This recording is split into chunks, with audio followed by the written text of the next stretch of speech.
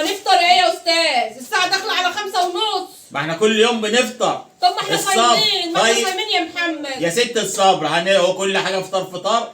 احنا هنجيب فطار باذن الله وهنفطر. الساعة كام هنفطر؟ يا ست لسه نص ساعه، ربك يسهل. طب وما هات لنا فطار عشان ناكل. هجيب لك واحده، كل يوم بناكل. طب هناكل ايه النهارده؟ العيال صايمين. الا ما في حد من عليكم بيعزمنا على فطار ولا بيعزمنا على حاجه ليه؟ يعني مش عايزك اللي مقطعنا في العزومات، هنفطر ايه يا محمد؟ يا ست ربك بقول لك ايه، روحي بعدنا بشارعين كده عند ناحيه الورشه بتاعتي في مائده، بس امان عليك ما تروح عشان ما حدش يشوفك. روحي افطري هناك انت لا والعيال. هو لسه في موائد بتفتح؟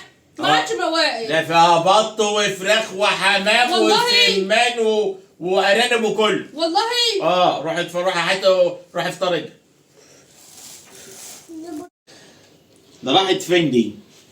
ده الساعة 6 الا دقيقتين. الناس مش عارف انا، استغفر الله العظيم ذنبا عظيم. ايه ده؟ ايه ده؟ فطار. فطار؟ عشان اكل. انت رحت جبت فطار من ايه؟ من عند امك صح؟ من عند امك انت لائمة. من عند امك ولا اخوكي؟ لا يبقى من عند اختك. انا بسمع المغرب اذن. المغرب؟ اه. طب ما ايه، انا جايب جوه فول وطعميه. ده ايه ده؟ فراخ ورز وبطاطس. طيب لما كانت تبعت لك في علب كده تبدا تتصل عليا، تعالى يا حمار يا جوز اختي تعالى افطر معايا. هي مين؟ اختك. مش ده المفروض؟ ده من المائده اللي انت بعتني ليها. مائده؟ مائده الرحمن اللي على اول الشارع. انت رحت المائده؟ ده انا بهزر. رحت المائده. مش انت قلت روحي المائده؟ انا بقول لك فول وطعميه. انا رحت المائده. رحت المائده؟ رحت اللي جنب ورشتي ده المائده يا بنتي جنب الورشه على طول. رحت المائده. رحت المائده؟ يا خبر اسود، يا خبر اسود. محدش شافني.